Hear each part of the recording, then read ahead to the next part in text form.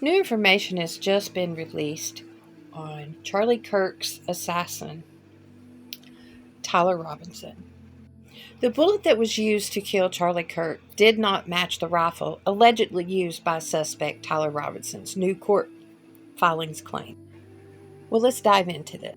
A failed ballistic match. The Bureau of Alcohol and Tobacco and Firearms of Explosive ATF was reportedly unable to conclusively identify the bullet fragment recovered during Kirk's autopsy to having been fired from the Mauser Model 98 .36 caliber rifle tied to Robinson.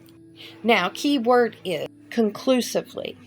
In a legal sense, a ballistic mismatch is a significant hurdle for this prosecution, but it doesn't automatically guarantee an acquittal for Tyler Robinson to be found guilty. The state must prove its case beyond a reasonable doubt.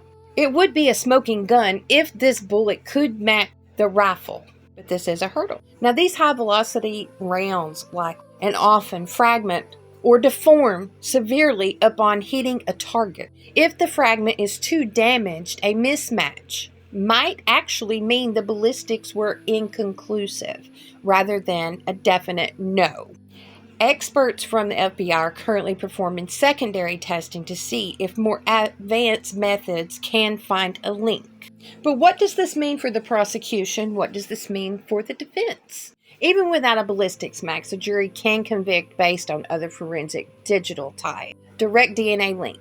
Robertson's DNA was found on the trigger and the ammunition casings at the scene. Also, there was a towel and a screwdriver.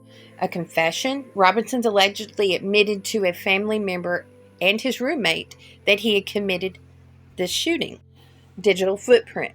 Investigators have recovered messages and pre-written note outlining his intent to kill Kirk. Now, the intent to unalive Charlie Kirk and messages is one thing, but having a definite bullet that matches the rifle absolutely would be conclusive that he was the shooter. Now, for the defense, this would be an opportunity for the defense with this mismatch in the cornerstone of reasonable doubt.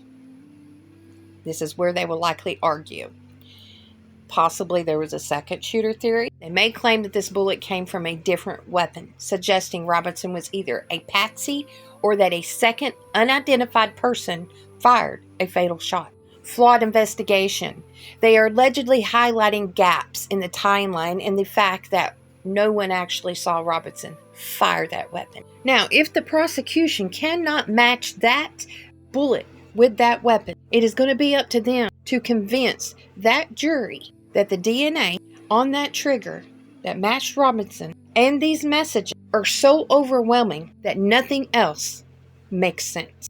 If this jury feels that there is room for a second shooter, or I should say a different shooter, an acquittal, or an acquittal on a lesser charge, I'll be frank with you, like weapon possession. Truthfully.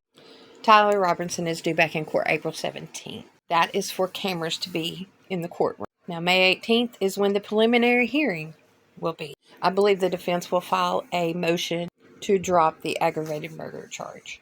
Those are my thoughts. Country crazy.